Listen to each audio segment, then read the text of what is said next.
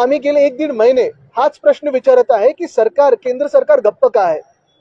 जगभरात खासदारांचे डेलिगेशन्स पाठवले, विरोधी पक्षाचे खासदार त्याच्यात होते. ऑपरेशन सिंदूर कसं झालं, ह्याच्या मागे पाकिस्तान कसं आहे, ह्याच्या मागे चायना कसं आहे, आपण जगाला सांगत गेलो. पण कदाचित दुर्दैव हे आहे की आज जी खरी भाजपा होती ती सत्तेत नाहीये.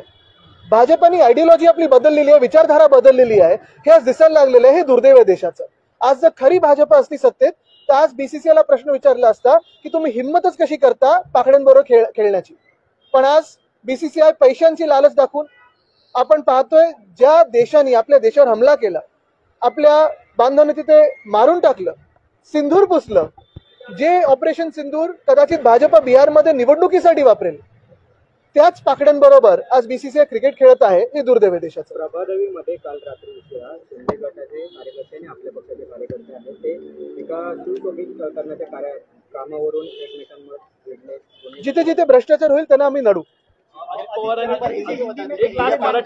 पवारांनी ज्या महिला पोलीस अधिकाऱ्याला धमकी दिली होती त्या प्रकरणामध्ये मुख्यमंत्र्यांनी अहवाल मागितलेला आहे. मात्र अहवालामध्ये असं समोर आलं की ते उत्खनन प्रकरण जे होतं तेच अवैध आहे.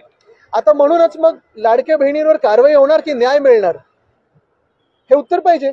कारण पिंक जॅकेट निवडणुकीच्या आधी आणि नंतर रेतीचं जॅकेट हे चालणार नाही.